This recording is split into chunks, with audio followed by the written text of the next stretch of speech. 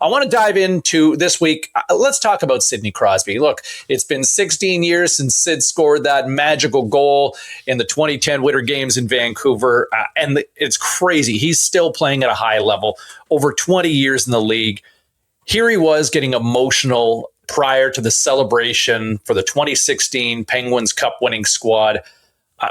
Is there a story where that guy has battled with you guys, or just tell me what comes to mind? Because at the rate he's going, barring injury here in the next couple of years, I think when it's all said and done with, this guy might be number 2 on the all-time NHL scoring list behind only 99.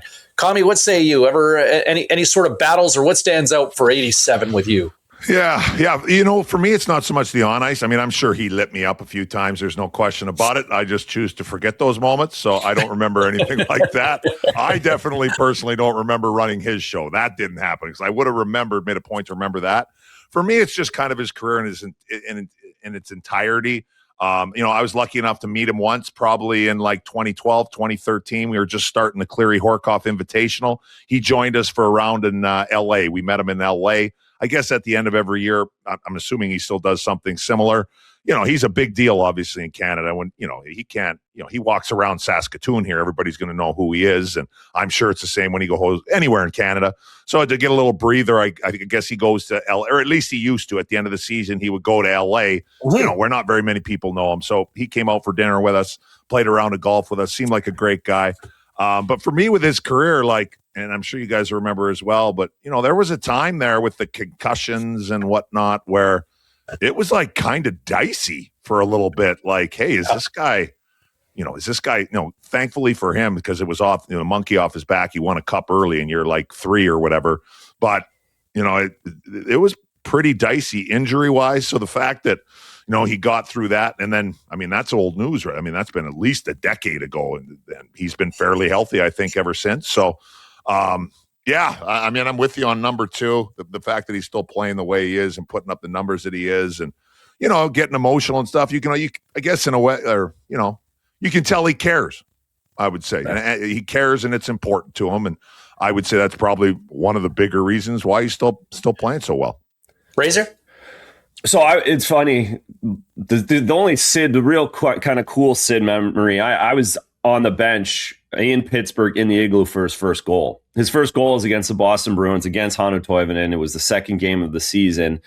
We were all in the Igloo, and it's like, all right, who is this kid? We're coming out of the lockout, and it's like, all we've heard about is Sid. And it's like, he's 18. Like, he's not going to really be able to play in this league. Well, yeah, 2-2 in the first game that I see him play, and it's different. Right out of the gates, it's different. So I think all the way to that to this, and then Kami brings up the head injury, the 3 Stanley Cups. I think at the end of the day, yeah, number 2 on the scoring list. But the reality is the best players of this generation, and I think the best players that have ever watched him, like I go to some of the Bruins guys that are up in the rafters, and they say Sid's top 5 overall, right? He's the Mount Rushmore guy. And he's passed so many of those greats that he has to be considered one of the best of all times.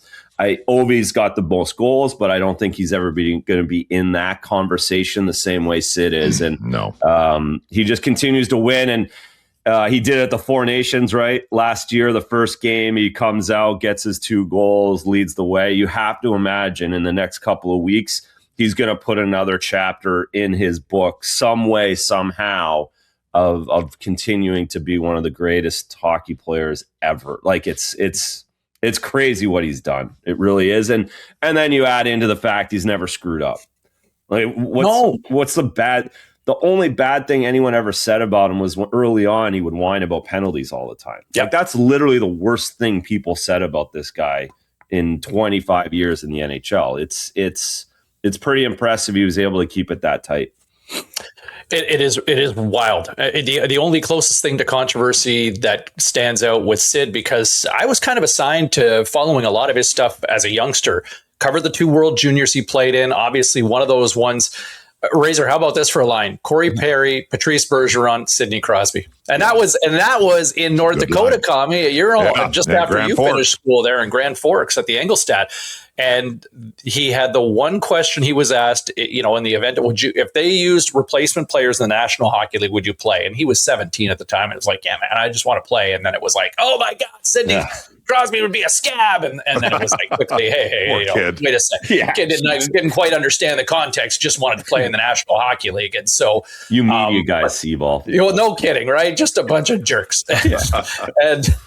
And that's the only thing that really stood out for Sidney Crosby in terms of controversy. But you're right. I think officials found him a little much to deal with when he first broke into the league. And I think part of that comes from passion. But, Kami, further to what you talked about with the injuries, and we go back to, after Vancouver, sort of that 2011 to 2013, you look at the seasons, you look at the lost games that this guy's had for his career over the course of 20 years.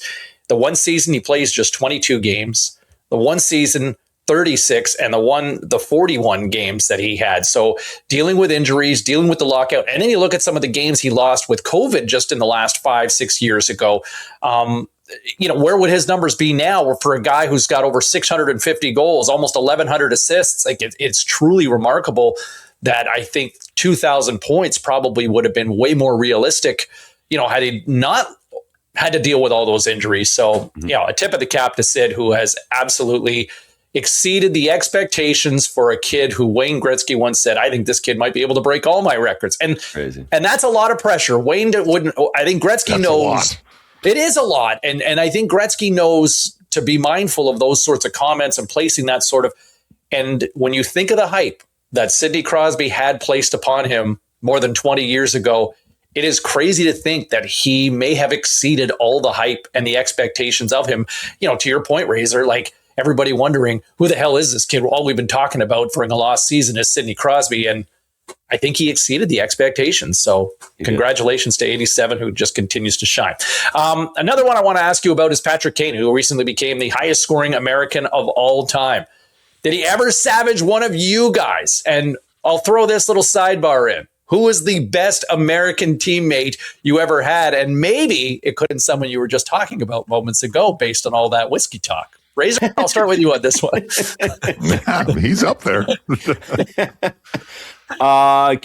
Patrick didn't tear me apart, but it's so fun to Vancouver, right? I go to Vancouver right away. Oh, yeah. I think about him torching Shane O'Brien.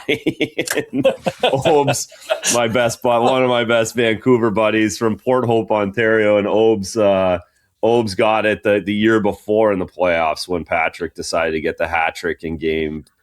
I believe it was game 5. He got the hat trick and punted the Vancouver Canucks. And then I saw it up close the next year when Patrick Kane and the Blackhawks beat us in 6. And we thought we had him. A game and a half into the series, we were up, and then it ended.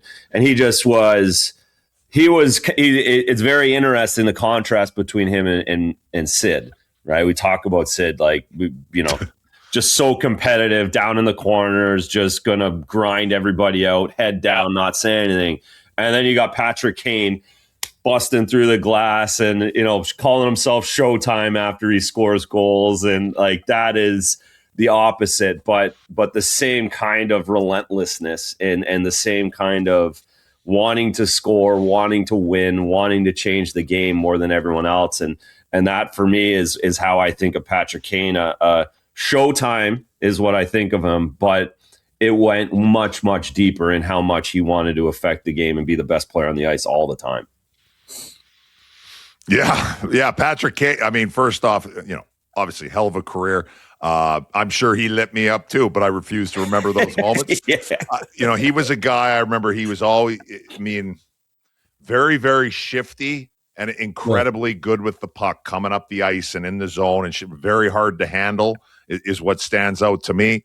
In the same way with Crosby, there was a little time there with injuries. Like, is this guy be okay? With Patrick Kane, it was like, dude, is this guy going to end up in jail? Like, is he going to make it through?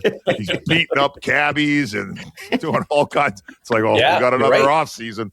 What's coming? What's Patrick Kane going to be doing in Madison? Look out, Buffalo. Oh, yeah. Heads up. That's right. Oh. He couldn't get out of his own way. Oh, yeah. I mean, the beating up the cabbie or whatever was kind of the highlight for the lowlights or whatever, I think, from what I remember. But there were a couple more instances in there. But he's managed to clean it up. And, that's old news now, and has had an incredible career, and go from Chicago to Detroit and doing well in Detroit. So two excellent careers, two of the best careers, if not the two best, but definitely both of them up there, Crosby for sure. And I don't know how you don't put Kane right up there too. But with their questionable times were definitely very different. But at the end of the day, they got it all together and have done a great job.